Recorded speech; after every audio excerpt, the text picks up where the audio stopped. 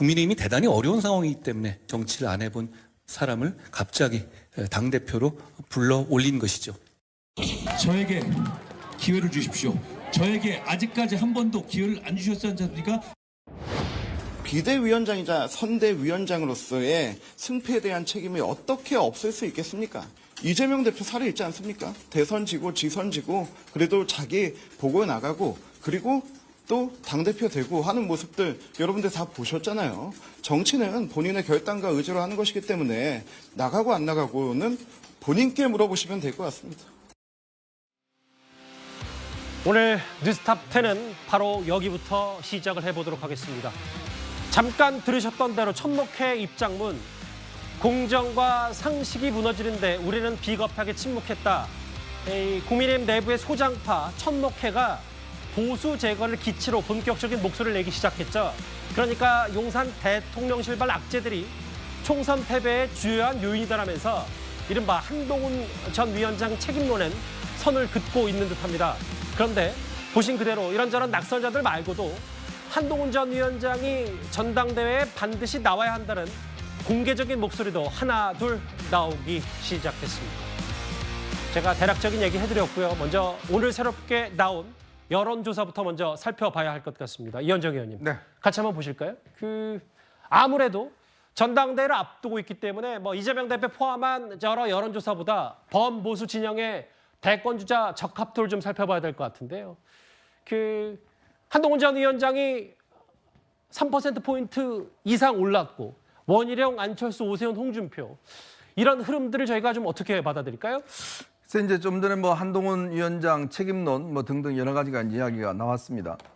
그렇지만 이 정치라는 것이 자체가 책임이라는 게 정치권에서 사라지는 게 책임일 수도 있고요. 예. 아니면 다시 정치권의 어떤 활동을 하는 게 또 책임을 질 수도 있습니다. 그 책임이라는 게 결국 이제 어떤 다른 공직이나 일반들 같이 뭔가 사표를 내고 떠나는 이것 자체만으로서 책임이라 할 수 없는 게 바로 저는 정치의 영역이라고 봅니다. 예. 그 이유는 결국 이제 중요한 판단 근거는 지지자들이나 국민들의 어떤 지지가 계속되느냐 그렇지 않느냐에 따라서 달려져 있는 거죠. 결국은 정치인의 실적은 결국 지지율 아니겠습니까? 예. 어떤 상품은 잘 팔리는지 안 팔리는지 시장에서 판단하면 될 문제고 정치인의 어떤 상품성은 지지율로 나타나는 거거든요. 지금 좀 전에 이제 보신 것처럼 예. 만약 홍준표 시장의 말처럼 정말 이 한동훈 위원장이 어린 애고 이번에 책임을 져야 되고 배신자고 만약에 이 폐쇄자고 이렇다 그러면 과연 국민들이 저런 정도의 지지를 보냈을까요? 예. 바로 그런 것들이 지금 나타나고 있는 거 아니겠습니까? 물론 오차범위이긴 하지만 예. 지지율이 좀 올라갔습니다. 올라갔다는 이야기는 그러니까 지금의 어떤 한동훈 전 위원장에 가해지는 여러 가지 공격이 상당히 좀 부당하다. 그리고 이제 정치권에 갓 들어온 지 한 100일 정도밖에 되지 않았지 않습니까? 거기에 모든 어떤 것들을 그냥 판단해서 이제 다시는 얼씬도 그러지 마라고 하는 것 자체가 타당한가에 대한 아마 국민적인 어떤 판단이 있을 걸로 저는 보여집니다. 예. 아마 그 판단의 결과 이런 여론 지표로 나타나는 것 같습니다. 여론조사 한번 제가 조금 더 뜯어볼게요. 왜냐하면 지금 두문불칠 중인 물론 목격담 들려오고 있습니다만 한동훈 전 위원장 공개 행보가 없는데 오히려 오른 반면 소폭이긴 합니다만 원희룡, 안철수, 오세훈, 홍준표 4명 모두 조금씩은 일단 이 여론조사에서는 떨어졌거든요. 정혁진 변호사님. 네네. 어젠가요? 이상민 의원이 당의 패배 의식을 타개할 최적임자가 한동훈 전 위원장이다. 이런 표현을 썼는데 지금 정도 수준이면 보수 여권의 대안은 한동훈 전 위원장밖에 없는 건지 어떻게 받아들이세요? 제가 봤을 땐 누가 사람이 있습니까? 어떤 생각이 드냐면요. 야구에도 지금 비유를 하던데 예. 어떤 생각이 드냐면 한동훈 비대위원장은 롱 릴리프였어요. 7회부터 나와가지고 7, 8, 9회 세 이닝을 던졌는데 9회는 무너져가지고 패배를 했단 말이죠. 하지만 한동훈 비대위원장이 7회하고 8회는 아주 구질이 좋았단 말이에요. 예. 그런데 새로운 게임을 할 때 그때 9회 무너졌기 때문에 이제 더 이상 안 쓰겠다. 그렇게 이야기하는 건 좀 말이 안 되는 거 아니겠습니까? 예. 그 볼은 좋았단 말이죠. 그런데 9회 때 이런저런 일들로 인해 가지고 무너졌을 뿐인데 그런 선수를 버린다? 그런데 중요한 건 뭐냐면요. 국민의힘에 한동훈만한 투수가 있습니까? 제가 봤을 때 여러 명 그 비등비등한 투수가 있다라고 하면 예. 아이 그럼 이번엔 빼고 다른 그 선수를 갖다 하자 그렇게 하면 될 텐데 그런 선수가 없잖아요. 그런 상황에서 이상민 의원이 지금 최적임자는 그래도 한동훈밖에 없다 이렇게 이야기하는 것이 그게 공감을 얻으니까 지지율이 저렇게 나오는 것이 아닌가 저는 그런 생각이 듭니다. 김용태 의원인가요? 당선인도 뭐 지지율이 깡패 아니냐 이런 표현도 썼는데 일단 어제요 오늘도 조금 한동훈 전 위원장에게 우호적인 여론조사들이 몇 가지도 쏟아졌습니다. 어제 저희도 전해드렸다시피 한동훈 전 위원장과 가까운 한 인사가 한 전 위원장이 전당대회 출마 가능성 80%에서 90%다. 뭐 이 정도 얘기까지 언급을 했었고 이제 친한계 한동훈 전 위원장과 가까운 인사 중에 한 명인 장동혁 원내 수석 대변인이 오늘 공개적으로 나섰습니다. 그 목소리 먼저 듣고 오겠습니다. 인물 책임론을 피하면 총선 패인 진단이 불분명해진다는 지적도 나오는 것 같은데 어떻게 생각하시는지? 직설법을 쓰나 은유법을 쓰나 읽는 사람들은 다 해석할 수 있을 거라고 생각합니다. 장동혁 의원님은 아마 해외 일정 중이시로 알고 있어서 저희가 연락을 계속 취하고 있고요. 저희가 이 과정에서 장동혁 의원님은 사무총장의 역할을 하셨기 때문에 저희가 질문이 꽤 많습니다. 그리고 한동훈 전 위원장님은 저희 설문조사 결과가 어느 정도 정리되는 대로 그 결과를 가지고 한번 면담 요청을 하려고 합니다. 2조 심판론을 가지고 저희들이 선거운동할 때 많은 분들이 한동훈 위원장님 제발 한 번만 더 와달라. 지원조사 한 번만 더 와달라고 했던 분들. 그렇다면 2조 심판론이든 어떤 것이든 그 선거 구도 그리고 한동훈 위원장이 유세하면서 이야기하는 것들이 그래도 유권자들에게 소구력이 있다고 생각해서 한 번만 더 와달라고 해놓고 지금 와가지고는 그것 때문에 졌다라고 한동훈 위원장을 좀 많이 와달라고 했던 분들이 그래서 졌다? 저는 그렇게 말씀하시는 것은 적절치 않다고 생각합니다. 서영주 대변인, 저 장동혁 대변인, 장동혁 의원의 저 얘기 조정훈 의원 겨냥해서 한 말이라고 보십니까? 뭐 누가 보더라도 그렇게 보이지 않습니까?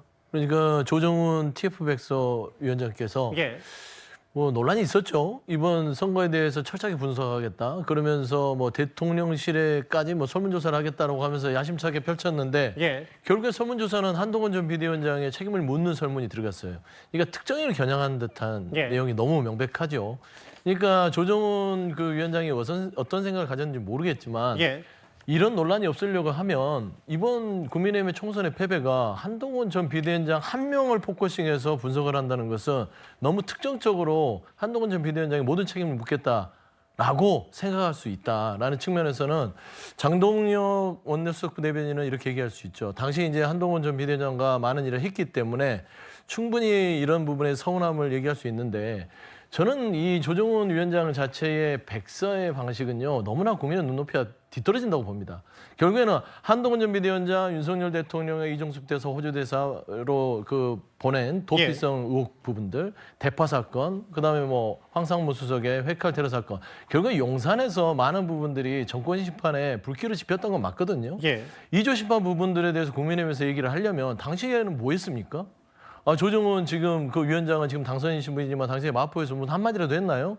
본인도 써먹었잖아요. 근데 그러고 나서 이 부분을 얘기했던 한동훈 전 비대위원장에게 책임을 묻는다는 건 전형적으로 지금 저는 조정훈 위원장께서 친한으로 처음에는 출발했던 걸로 보여요. 뭐 소통도 많이 하고 친하다, 소통한다 했는데 지금 친윤 쪽으로 다시 돌아서지 않았냐. 그래서 그런 부분에 있어서의 어떤 이 권력의 기조 변화에 좀 일침을 놓은 것 같은데요. 전형적으로 지금 이 조정훈 위원장이 하는 TF백서의 내용은요. 예전에 윤석열 대통령이 하는 방식과 똑같습니다. 예전에 이준석 전 국민의힘 대표를 대선에 써먹고 팽을 시키는 부분들의 책임론을 물었던 것처럼 이번에도 이 총선의 책임을 윤석열 대통령에게 지우지 않고 한동훈 전 비대위원장에게 모두 지워서 결국에는 국정기조의 변화는 전혀 변함 없이 그냥 한동훈 전 비대위원장에게 모든 책임으로 다 전가하려는 의도다라는 측면에서 굉장히 아쉽고요. 뭐 일본의 전진도 없을 공산이 크다 이렇게 좀 이게 그 서영주 대변인 잠깐 언급했던 것처럼 사실은 한동훈 전 위원장의 입장을 대변하는 목소리가 원외에선 많았지만 그 원내 혹은 책임감 있는 과거 사무총장을 맡았던 장동혁 의원 정도의 입에서 나온 건 오늘 처음이기 때문에 장유희 변호사님 뭐 조정원 의원을 겨냥한 것은 아니냐, 아니면 지원 유세에 그렇게 와달라던 분들이 이제 2조 심판 때문에 졌다고 한다. 이 말 때문에 오늘 좀 더 공개적인 목소리에 힘이 좀 실렸거든요. 그렇습니다. 사실상 한동훈 전 위원장을 엄호하는 공식적인 목소리가 나온 게 아닌가 싶은데요. 사실 이번 국민의힘 총선 패배는 한동훈 전 비대위원장 때문에만 진 건 아니죠. 그렇지만 총선 패배의 책임이 없다고는 할 수 없습니다. 2조 심판 때문에 진 건 아니다. 그 당시에는 많은 지역구에서 한번 지원 유세 와달라고 하지 않았냐. 그런데 그 결과가 어떻습니까? 지금 천목회든 국민의힘이든 어쨌든 한 목소리로 나오는 참패의 원인은 대통령의 실정에 있다라는 데에 대해서는 목소리가 모아지는 것 같습니다.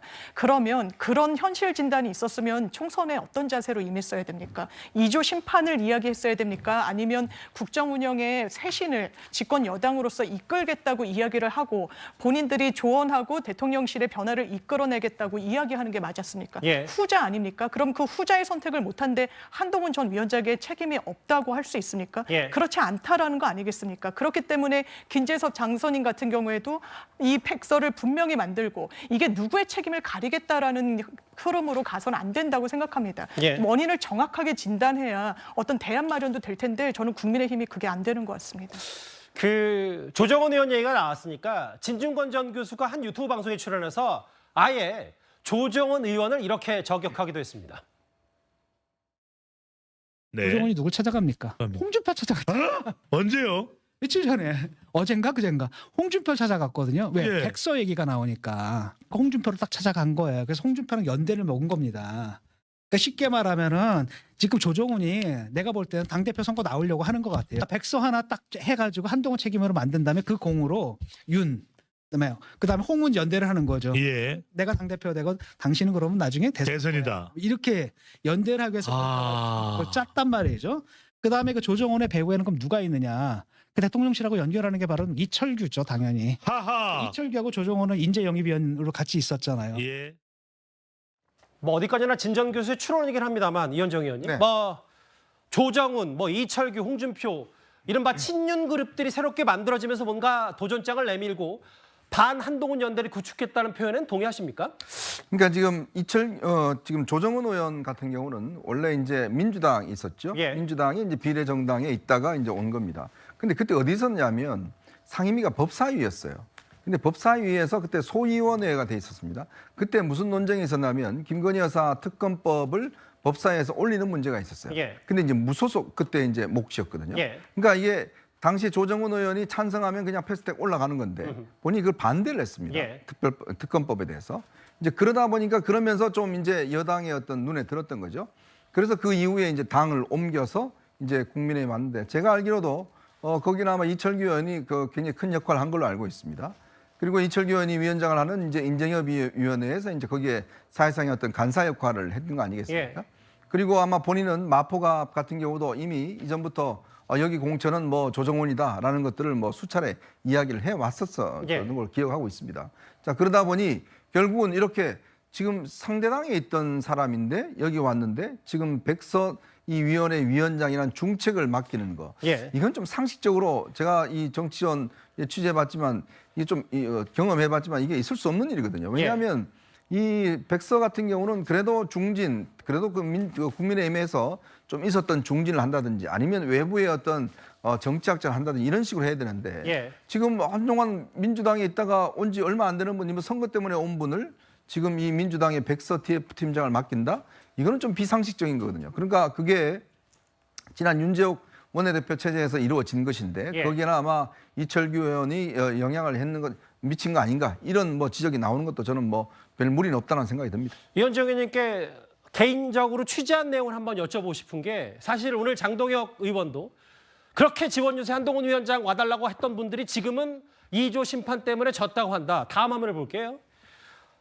어제 천목회도 그렇고 국민의힘 이제 대체적으로 용산 대통령실발 악재가 총선 패배 컸다 이런 거에는 동의하는 것 같은데 실제로 이 의원께서 개인적으로 취재했을 때 한동훈 전 위원장이 뭔가 의대 증원 문제로 돌파구를 찾으려고 했을 때도 대통령실이 이른바 정책적인 부분 한동훈 전 위원장에게 의대 부분에 대해서 함구를 요구했다. 이 얘기를 좀 개인적으로 아신다고 했어요. 그러니까 이제 이게 어떤 맥락이냐면 사실은 1월 달 들어서면서 이제 한동훈 위원장과 윤 대통령의 갈등설이 이제 있었지 않습니까? 예. 있다가 이제 갈등이 이제 서천 화재 사건으로 이제 봉합되고 난 다음에 이종섭 대사 문제, 그다음에 이제 이 수석 문제, 뭐 이런 것들이 일어나면서 예. 이것에 대한 어떤 좀 빠른 대처를 아마 요구를 했던 걸로 알고 있습니다.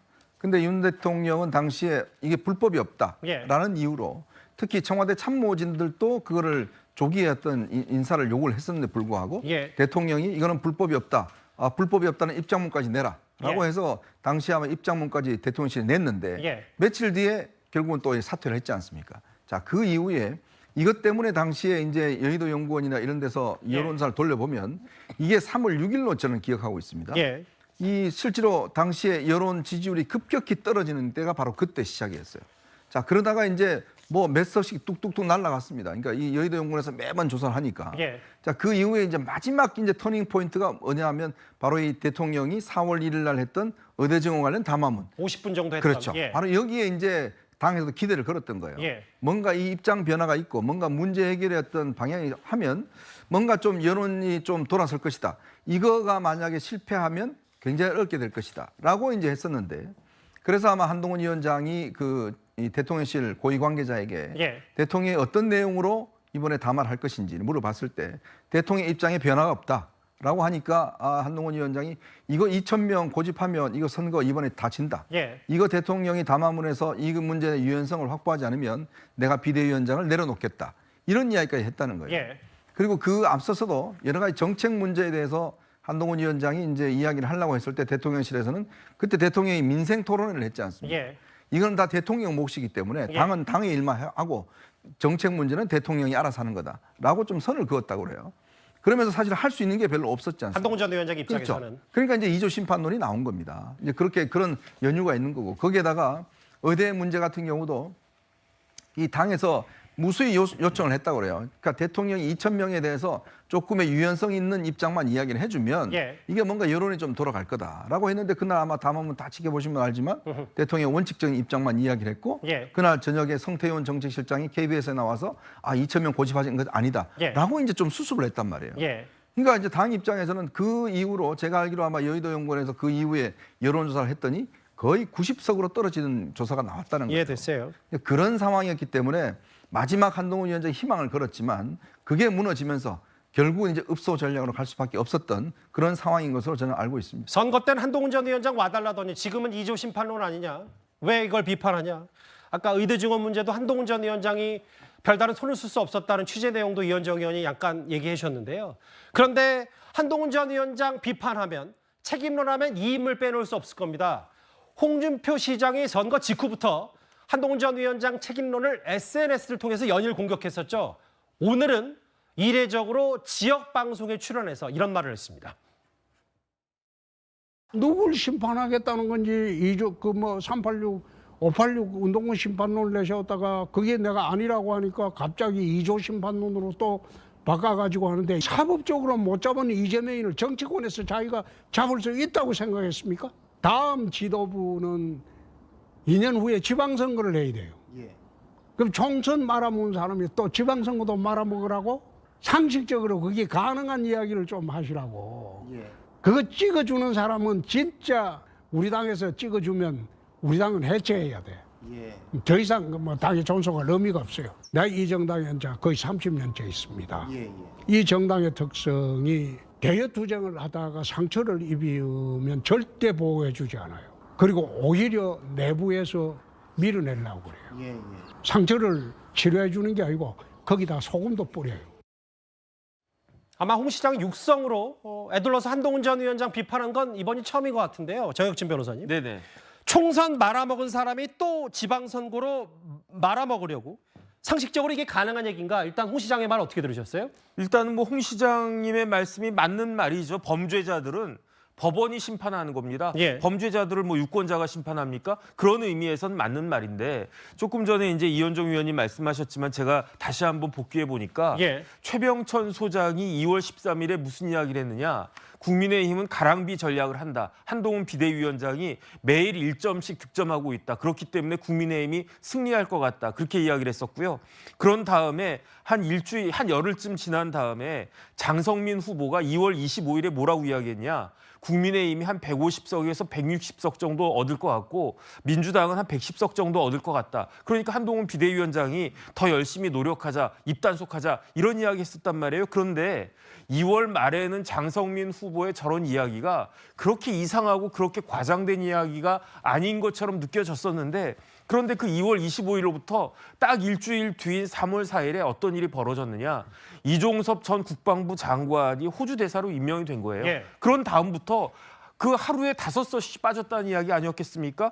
한동훈 책임론 이야기하는 거 그 맞는 말이고 예. 한동훈 누가 책임 없다고 그랬습니까? 그런데 중요한 건 뭐냐면은 한동훈 책임론을 이렇게 부각시키는 것이 지금 국민의힘이 봉착한 위기와 문제를 해결하기 위해서 한동훈 책임론을 지금 들썩들썩하는 것인가? 예. 아니면 지금과 같은 혼란한 당의 상황을 틈타가지고 사익을 추구하려고 하는 것이 아닌가? 국민들의 눈에는 뻔하게 보이는 것 같은데 왜 그거를 당사자들만 잘 못 보고 있는 것인지 전 이해가 되지가 않습니다. 누구를 심표하겠다고 하는 건지 혹은 총선 말아먹은 사람이 또 나오냐. 홍 시장이 아마 여러 당내 비판에도 또 저 말을 언급하는 건 분명히 속내가 있을 텐데 장유희 변호사님. 네. 사법적으로 못 잡는 이재명 대표를 정치권에서 잡을 수 있다고 생각했나. 이제 본격적으로 육성으로도 한동훈 전 위원장 저격하면서 본인 행보를 나서는 겁니까? 여러 정치적 노림수가 있지 않겠느냐라는 해석이 나오는데 저는 개인적으로 어쨌든 국민의힘의 보수정당이 30년 몸담은 분입니다. 예. 얼마나 많은 선거를 본인이 또 당사자로서 또 외부자로서 지켜봤겠습니까? 예. 저는 이 상황 진단이 어느 정도 정확하다는 생각이 듭니다. 왜냐하면 대통령과 물밑에서 갈등을 일으켰고 여러 의견을 개진했다.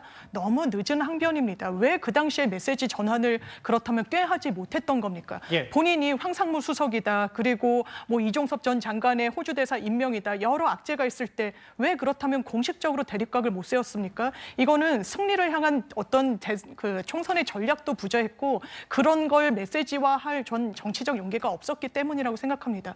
정권 심판론이 뭐 인접해가지고 총선에 인접해서 나온 건가요? 그렇지 않습니다. 예. 몇 개월 전부터 오히려 어떻게 보면 몇 년 전부터 도도히 흐르는 흐름이었다고 볼 수 있죠. 기저에 그런 부분이 있다는 거를 정치인으로서 감지하지 못했다. 예. 그래서 2조 심판의 전략이 맞았다라고 이제 와서 이야기하는 건 저는 대단한 패착이라고 생각이 들고 홍준표 시장이라면 이런 부분에 대해서 당의 원로로서 당연히 지적할 수 있는 거 아니겠습니까? 일단 보시는 흐름들은 이제 알겠죠. 홍 시장이 나왔었을 때는 그동안 침묵했던 원내에서 또 천목회 혹은 원외 친한계들이 나서고 있는데 김영호 전 의원은 또 애들러서 홍준표 시장을 이렇게 비판한 것 같아요. 일단 듣고 오겠습니다. 한동훈 비대위원장 체제가 들어서고 2월 말까지는 국민의힘이 굉장히 좋았습니다. 그때도 2조 심판론 얘기했고 586 운동권 청산 얘기를 했습니다. 2조 심판론 때문에 진 게 아니죠.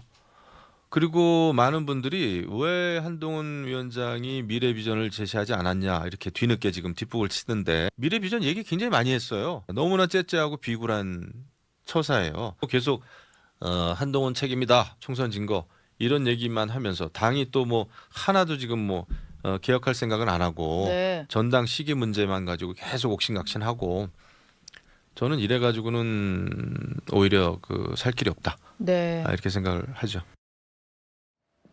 이제 본격적으로 한동훈 전 위원장과 홍준표 시장의 입씨름이 시작되겠죠. 한 전 위원장은 아직 공식적으로 얘기를 하고 있지 않습니다만 잠시만요. 제가 이 얘기하고 있는 와중에 속보가 들어왔습니다. 제가 한번 읽어보겠습니다. 법원이 의대 정원 집행정지 2심도 각하를 했습니다. 쭉 읽어볼까요?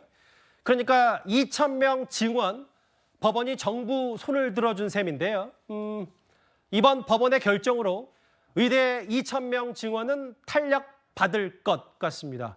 한덕수 총리는 오후 6시 잠시 뒤에 대국민 담화를 예고했으니까요. 아마 그 얘기 속보로 좀 만나볼 수 있을 텐데 법원의 판단이 이런 것 같습니다.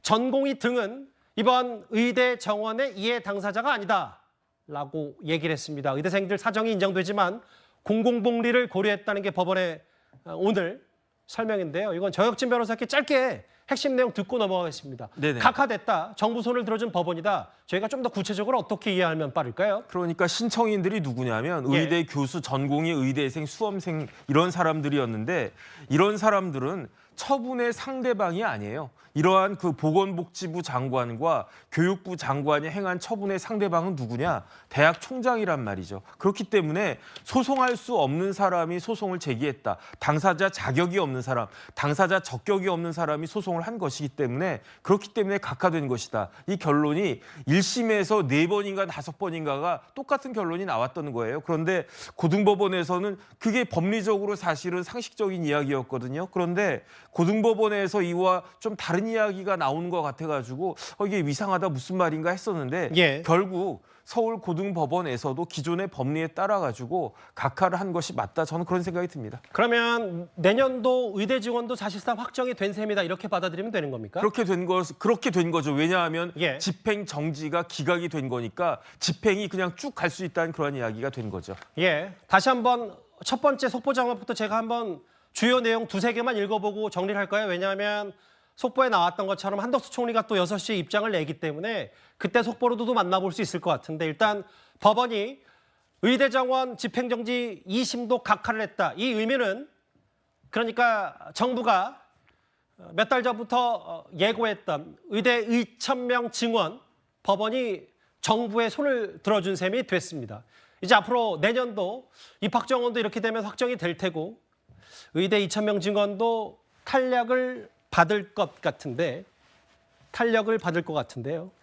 한덕수 총리가 6시에 대국민 담화를 예고했으니까요. 또 한 총리의 법원 판단 이후에 덧붙이는 말도 저희가 속보로 한번 만나볼 수 있을 것 같습니다. 일단 정혁진 변호사와 함께 저 법원의 판단의 의미를 핵심 내용 짚어봤다면 이 얘기를 좀 만나봐야 될 것 같습니다. 다시 좀 저희가 준비한 주제로 돌아와 볼까요? 이제 전당대회가 언제 열릴지 모르겠지만 일단 친한계 한동훈 전 위원장과 가까운 인물들이 공식적으로 목소리를 내기 시작했고 홍 시장도 여기에 질세라 한동훈 전 위원장을 직접 육성으로 저격한 모습들도 있는데 사실 어제 천목회가 입장문을 통해서 5가지의 총선 패배 요인 모두 윤석열 정부를 겨냥한 거 아니냐. 공정과 상식이 무너졌다. 비겁함에 통절히 반성해야 된다고 했는데 이 얘기에 또 홍준표 시장도 나선 것 같아요. 이현정 의원님. 네. 홍 시장 또 계속해서 한동훈 전 위원장을 애라고 표현을 하던데 오늘은 총선 말아먹은 애한테 기대는 당의 미래가 있겠냐고 하면서 아예 천목회 입장인지 모르겠습니다만 지금 와서 또 윤 대통령 탓하는 것도 비겁하다 이런 표현을 썼어요. 어떻게 좀 받아들이시겠어요? 글쎄요, 참 홍 시장이 대구 시정에 바쁘실 텐데 이런 정치권에 신경 쓰시느라고 꽤 신경이 많이 쓰일 것 같습니다. 물론 당의 원로이긴 하지만 문제를 좀 종합적으로 봐야 되는 거 아니겠습니까? 어떤 선거가 있을 때 글쎄 이 집권 여당입니다. 야당이면 뭐 당의 문제로 볼 수가 있겠죠. 야당이면 뭐 당내 어떤 이 주장과 이런 것들도 문제 볼 수 있지만 지금 국민의힘은 집권 여당이지 않습니까? 예. 자, 여당이라 그러면 국민들이 누굴 보고 찍겠습니까? 국민의힘을 보고 찍겠습니까? 윤석열 정부 전체를 보고 찍겠습니까? 그러면 상식적인 거 아니겠어요? 예. 자, 그렇다면 지금 이 홍준표 시장의 공격의 가장 큰 허점은 뭐냐면 종합적으로 보지 않는다는 거죠. 즉 당의 문제만, 더군다나 당도 아니고 한동훈 전 위원장의 문제만 보고서 집중적으로 비판하고 있는 거 아니겠습니까? 그게 과연 합리적이고 어떤 국민들의 공감을 얻을 수가 있을까요? 지금 이 선거를 보면 결국은 국민들이 한동훈 위원장만 보고 찍었습니까? 예. 결국 윤석열 정부 전체를 보고서 판단을 찍은 거 아니겠습니까? 그렇다면 그런 부분에 대한 합리적 판단 이런 것들이 있어야지만이 설득력이 있을 텐데 지금까지 본인이 해왔던 많은 주장들이 설득력을 없는 이유는 바로 한 사람만 겨냥해서 그 한 사람 누구냐? 결국 본인이 앞으로 대선 도전에 나섰을 때 혹여 경쟁자가 될 만한 사람을 겨냥해서 집중적으로 비판한다는 그런 어떤 정책 목적이 있는 게 아닌가 그런 의심을 사기 때문에 예. 지금의 이게 공감을 얻지 못하는 것이고 또 이 부분도 일반 국민들의 어떤 이 심정과 달리 너무나 종합적으로 보고 있지 못하다 이런 문제를 지적하는 건데 정치 30년 하셨으면 예. 이제 좀 종합적으로 보시기 바라겠습니다. 하나만 더 여쭤볼게요. 이제 댓글을 좀 몇 개, 여기 위드운이라는 한동훈 전 위원장 팬카페 글을 좀 몇 개 추려봤는데 뭐 홍 시장이 물론 나이가 한 전 위원장보다 많습니다만 나이 50 넘은 사람한테 애라니 한동훈 전 장관, 한동훈 전 위원장 지지율 또 올려준다. 왜 계속 애라는 표현을 쓰는지는 그 내막이 있는 겁니까? 그래서 뭔가 이제 아주 어리고 유치하다 뭐 이런 것들로 표현하고 싶지 않겠습니까? 그리고 이제 치기어리다 뭐 이런 것들 표현해 주는데 저는 이런 표현들이요 결국은 그 누구도 만약에 국민의힘에 들어오고 싶겠습니까? 만약 20대가 국민의힘에 들어오면 애 아니고 뭐겠습니까? 그러니까 이런 식의 표현과 이런 것들이 뭐 상남자기 때문에 대통령이 검찰의 인사를 자신의 부인을 보호하기 위해서 했다라든지 이런 이야기들을 보면 결국 왜 지금 국민의힘이 20대, 30대 특히 여성층한테 절대적으로 인기가 없는 것인지 이걸 보면 알지 않겠습니까? 이런 이야기를 보고 누가 국민의힘에 들어와서 아이고 내가 저 당에 들어가서 한번 당원을 해야 보겠지 이런 이야기를 누가 생각하겠습니까? 그리고 본인이 지금 20대 뭐 30대 청년의 꿈인가요? 그걸 하고 있지 않습니까? 그럼 거기는 애가 아니고 뭡니까? 20대 30대는 지금 뭐 한동훈 위원장은 이미 저 50대인데 그럼 거기에 있는 청년들을 본인은 지지한다고 그러는데 그 청년들은 뭔가요? 그러니까 이게 이중적이라는 거죠. 결국 그런 분들도 다 어떤 면에서 인격체고 충분히 어떤 판단할 수 있는 부분인데 한동훈 위원장만 애다라고 하는 것은 결국은 한 사람만 때리겠다 이런 의도 아니겠습니까? 그 홍 시장이 만든 커뮤니티 청년의 꿈 얘기를 잠깐 하셔서 오늘 또 공교롭게도 이런 글이 올라왔습니다. 정혁진 변호사님. 네네. 한 사람이 보다 글 쓴다. 저 같은 국민의힘과 홍준표 시장 열혈 지지자도 김건희 여사 지켜주는 것에 동감하는 듯한 메시지엔 동의하기 어렵다 그랬더니 홍 시장이 상식적인 접근이라고 했습니다. 이건 어떻게 받아들이세요? 글쎄요, 저는 장윤미 변호사한테 물어보고 싶어요. 자기 여자를 보호해주면 상남자입니까? 여자들은 자기 여자 보호해준다라고 하면 대단하다. 이게 그야말로 마초이즘 아닌가? 저는 그런 생각이 들고요. 저 이야기를 듣고 제일 황당했을 사람이 누구냐? 저는 윤석열 대통령이라고 생각이 되거든요. 왜냐하면 김건희 여사 보호해주기 위해서 마치 검찰 인사한 것과 같은 그런 뉘앙스가 묻어있지 않습니까? 그러면 제일 황당할 게 윤석열 대통령이라고 생각을 하는데 그런데 참 아이러니컬하게 이런 이야기를 누구를 위해서 했다라고 생각이 되냐면 윤석열 대통령을 위해서 이야기를 한 것처럼 보여지는데 가장 윤석열 대통령에게 부담을 주고 굉장히 이상한 사람 만드는 게 홍준표 시장의 말씀 아닌가 저는 요즘 감이 떨어져도 너무 떨어지신 거 아닌가 저는 그런 생각이 듭니다. 장윤미 변호사께 자연스럽게 여쭤보지 않을 수가 없겠는데요. 네, 만약에 누군가가 저희 남편에게 장윤미를 사내로서 그리고 상남자로서 지켜줘야 된다라고 이야기를 했다면 저는 개인적으로 좀 모멸감을 느꼈을 것 같습니다. 그래서 적절하지 않았고 이건 대통령을 엄호하기는커녕 오히려 대통령께 누가 되는 발언이 결과적으로는 된 셈이어서 그리고 누가 요즘 상남자, 사내 뭐 이런 뭐 자기 여자 이런 표현을 씁니까? 이런 부분에 대해서는 정말 국민 눈높이에는 맞지 않는 표현이 다수 있었다고 생각합니다. 홍 시장 뭐 육성 방송도 직접 출연했고 SNS도 이제 더 활발히 하는 것 같으니까 이 얘기 만약에 홍 시장이 반론 들어오면 또 저희가 전해드려야죠. 근데 그 최영주 대변인님, 홍준표 시장이 지금 연일 이른바 한동훈 전 위원장을 집중 저격하고 있지만 한 전 위원장과만 겨냥한 게 아니라 오늘은 또 애들어서 안철수 의원보도 한마디를 했는데 화면을 좀 보겠습니다. 로맨스 할 거면 공직 그만둬야 된다고 했더니 국정과 가정사를 분리했냐. 본인은 정치하면서 그렇게 했냐. 어떻게 보셨어요? 이게 뭐 말꼬리 싸움이에요. 저거는요. 홍준표 대구시장이 이제 저런 정도의 답변을 했다. 국정가정사 분리 그 답을 해야 되잖아요. 국정가정사 분리하면서 하는 게 옳은지 그른지 그 답을 하지 않고 본인이 정치하면서 그렇게 했냐라고 따지는 거잖아요. 그러니까 본인의 말 자체가 여러 패널들이 분석할 때 이건 윤석열 대통령을 보호하는 게 아니에요. 그러니까 돌려서 말하자면 비난하는 것이고 비아냥조의 거의 그런 어감이기 때문에 이 안철수 의원의 로맨스 할 거면 공직 그만둬야.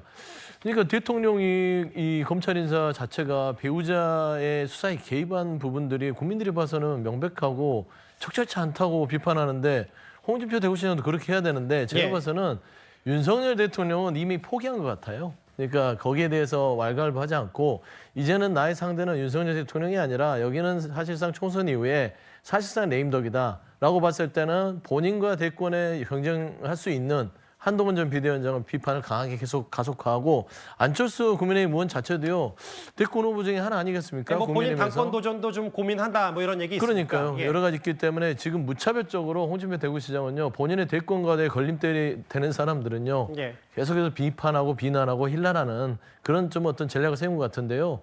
저거 오래되면요 국민들이 질려합니다. 그러니까 이런 부분에 있어서 예. 좀 태세 전환이 필요한 시점이다. 좀 그런 조언을 드리고 싶습니다. 근데 홍 시장이 이제 캐릭터상 가만히 있을 성격도 아니고 최근에 뭐 때리면 때릴수록 한동훈 전 위원장이 커진다. 혹은 한동훈 전 위원장의 전당대 등판, 당대표 등판도 거의 기정사실화 되니까 뭐 친윤 쪽 혹은 홍준표 시장 더 견제 목소리는 커지는 것 같은데 그럴수록 이 갈등 구조도 높아지는 것 같거든요. 그제 어제 저희 뉴스탑10에 출연했던 박상수 위원장 천목회 간사 오늘 한동훈 전 위원장에 대해서 정치 시그널에 출연해 이런 말을 했습니다.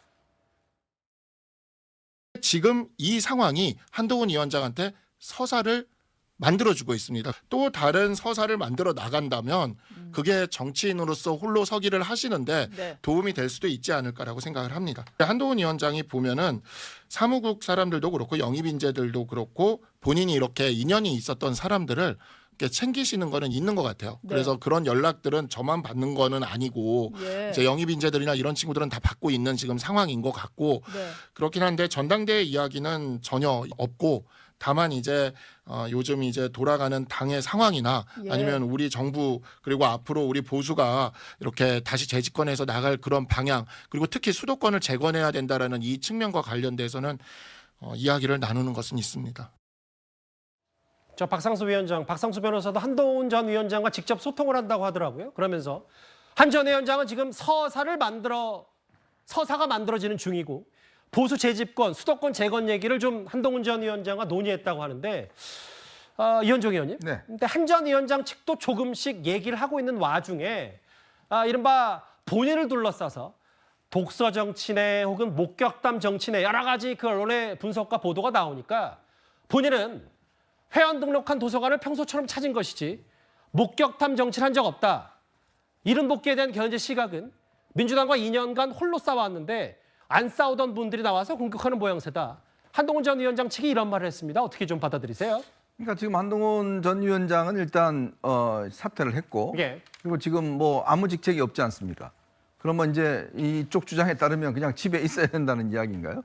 그러니까 본인의 일상을 지금 누리고 있는 것인데 그거를 이제 아마 팬분들이라든지 뭐 지지자분들이 보고서 이거를 이제 지금 카페에 올리고 뭐 이런 행위를 하는 거 아니겠습니까?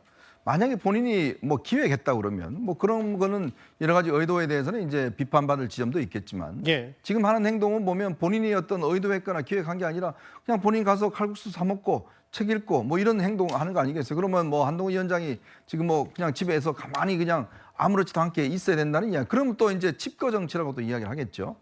그래 더군다나 지금 일각에서는 뭐 이거 비전 발표도 없이 왜 저런 거 하냐 이야기를 하는데 비전 발표하면 이미 뭐 선거에 나오는 거죠. 사실 당대표 선거에 나오는 것이고 그건 너무 또 비판하기 위한 비판이 아닌가 싶습니다. 어쨌건 본인의 지금 어떤 개인의 어떤 일상을 지금 누리고 있는 것이고 그 뭐 지지층들이 이제 그거 하는 것이야 뭐 제가 볼 때는 뭐 비판할 지점이 없는 것 같고 이제 그렇다면 이제 문제는 앞으로 어떤 결심을 한다든지 나선다든지 그때 그것이 적절하냐에 대한 비판을 해야겠지만 예. 저걸 두고 무슨 뭐 이 서점 정치라든지 뭐 이런 것들 비판하는 거는 제가 볼 때는 좀 옳지 않은 것 같습니다. 그 이 의원님께 질문 하나만 더 드릴게요. 지금 목격담 정치 한 적 없다라고 했고 그동안 2년간 홀로 싸워왔는데 안 싸우던 분들이 갑자기 본인을 공격하는 모양새다.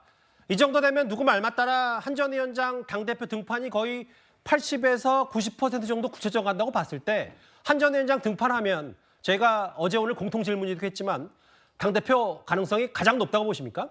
그렇죠. 뭐 지금 보면 여론조사나 등등을 볼 때는 국민의힘의 당원들 입장에서 보면 당을 어떻게 하면 좀 더 활성화시킬 것인지 당을 어떻게 하면 좀 더 이 관심 있게 지지층을 결집시킬 수 있을 것인지 뭐 그런 고민들이 아마 당원들이 하지 않겠습니까? 예. 그렇다면 가장 어떤 이 휘발성이 있고 또 대중적인 어떤 파급력이 있는 사람 뭐 그런 사람들 불러내는 거 아니겠어요? 예. 우리가 뭐 지난 대선 끝나고 난 다음에 이재명 대표가 바로 보궐선거 출마하고 당대표 되는 그런 과정을 봤지 않습니까? 그 자체가 많은 비판을 받았죠. 왜 책임 안 지냐 비판을 받았지만 결국은 민주당이 그걸 계기를 통해서 어떤 친명 정당으로 바꿔진 거 아니에요? 예. 정치라는 게 그런 겁니다. 그거에 대해서 비판할 수는 있겠지만 예. 정치적으로 보자면 그런 것들을 또 불러일으키는 것도 제가 볼 때는 정치의 한 영역 아닌가 싶습니다.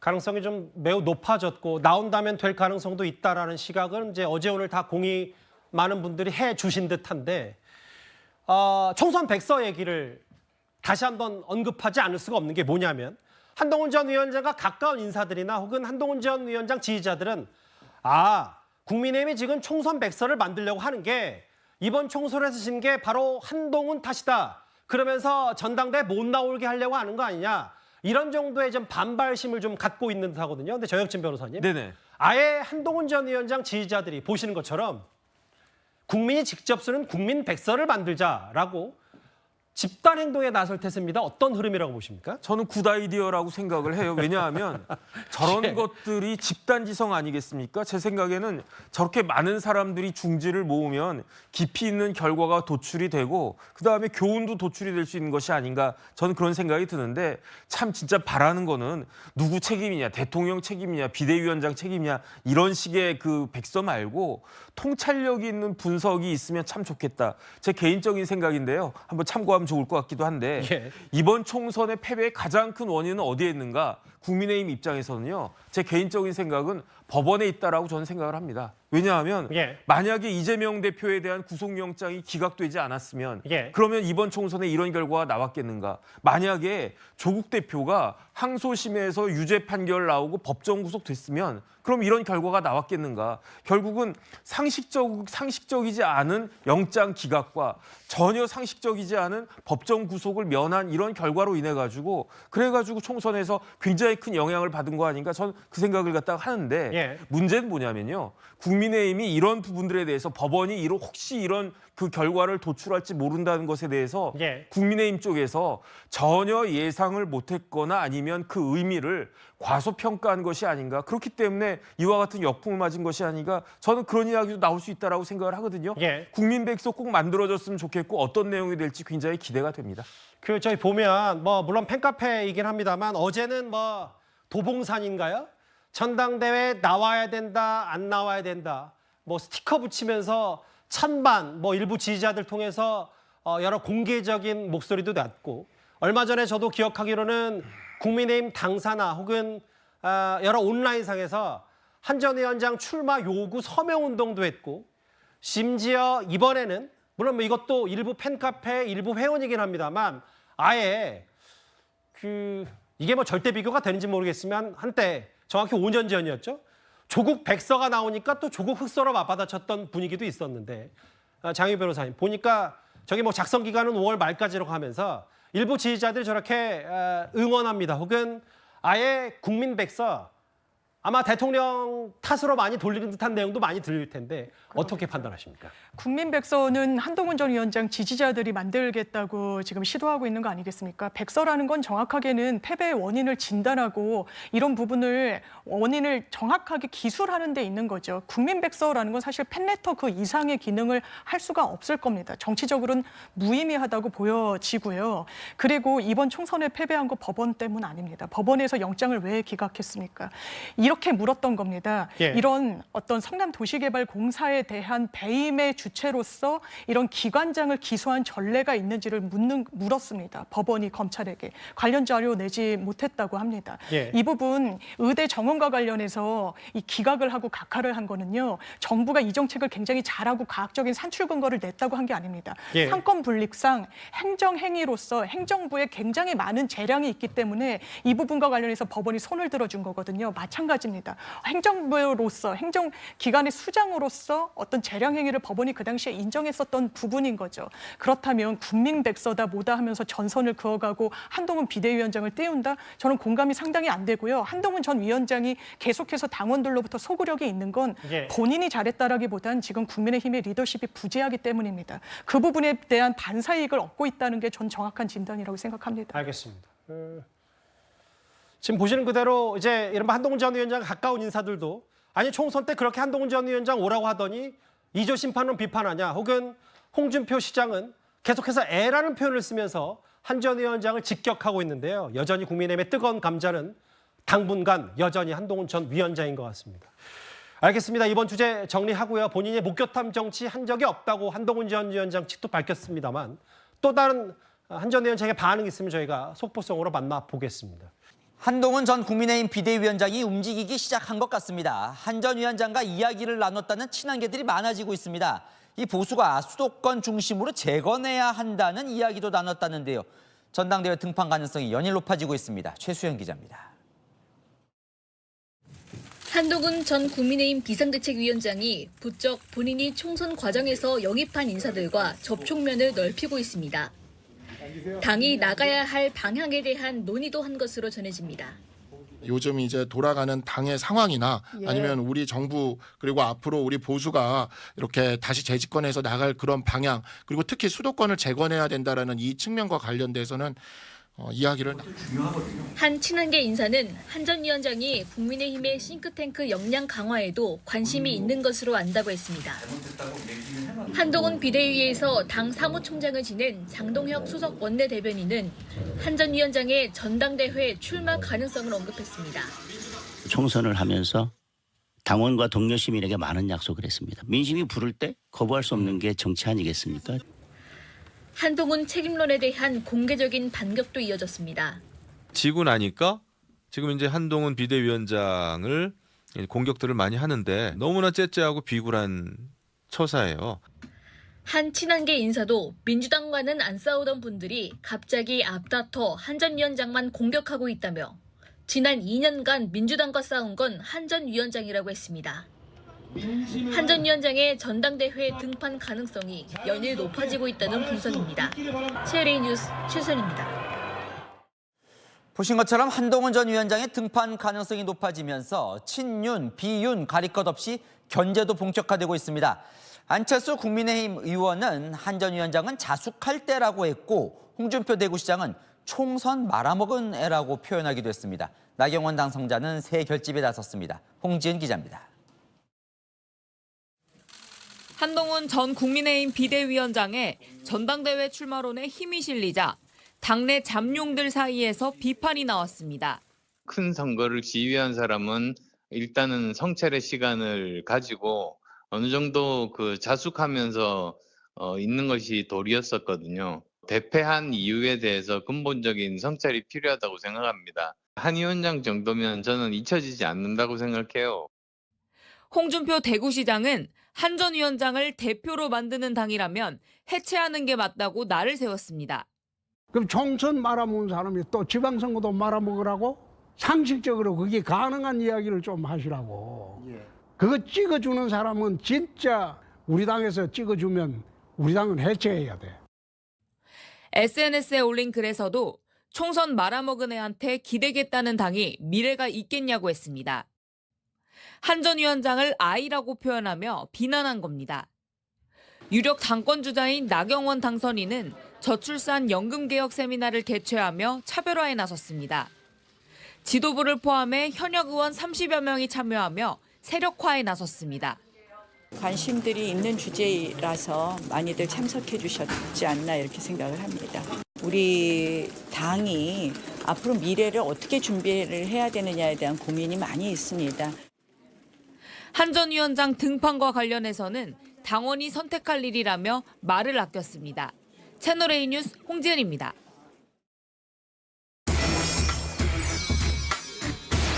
네, 아는 기자 정치부 이현재 기자 나와 있는데요. 움직이는 한동훈 전 비대위원장이 움직이는 걸 어떻게 알 수 있는 거예요?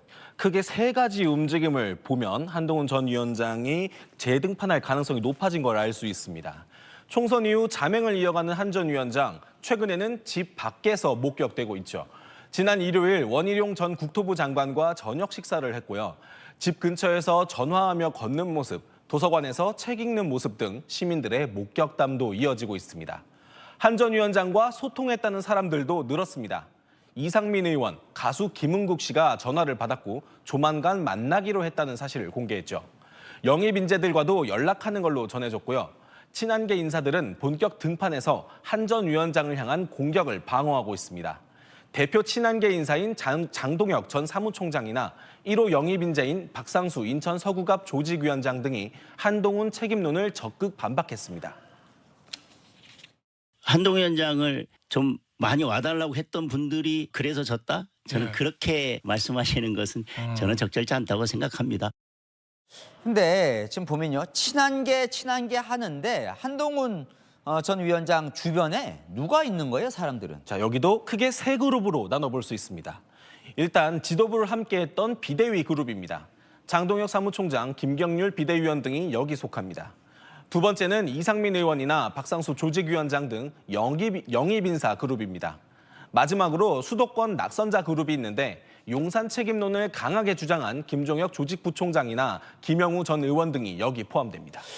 근데 한 전 위원장 그래서 주변에 연락해서 뭐라고 하는지도 좀 궁금하거든요. 당권 도전 얘기도 한답니까? 네, 가능성이 점점 커지는 건 맞는 것 같습니다. 제가 친한계 인사들을 몇 명 이렇게 좀 취재를 해봤는데요. 한 인사는 한 전 위원장은 당원들이 부르면 피할 생각이 없어 보인다며 지금 같은 분위기면 출마 가능성이 높다고 전했습니다. 주변 인사들과 보수 재집권 방향이나 수도권 재건책 등을 논의했다는 점도 당권 도전을 시사하는 지점입니다. 하지만 그러다 보니까 친윤, 비윤 가릴 것 없이 한 전 위원장 출마 바람직하지 않다 이런 얘기가 계속 나오거든요. 네, 오히려 친한계들은 이 견제구들이 한 전 위원장을 더 불러낸다 이런 입장입니다. 윤석열 대통령이 검찰총장 시절 추미애 당시 법무부 장관과 갈등을 겪으면서 대권 주자로 성장했듯이 한 전 위원장도 맞으면서 크는 서사를 쌓고 있다는 겁니다. 내일 오후 2시에 총선 백서특위가 이철구 의원 등 공관위원들을 모두 불러 집단 면담을 갖는데 이 자리가 한동훈 책임론의 분수령이 될 전망입니다. 자, 하지만 한동훈 전 위원장이 당대표를 맡는 게 적절하지 않다 이런 목소리도 당내에서는 꽤 있지요. 네, 맞습니다. 한 전 위원장의 한계도 세 가지로 나눠볼 수 있습니다. 우선 사진 정치입니다.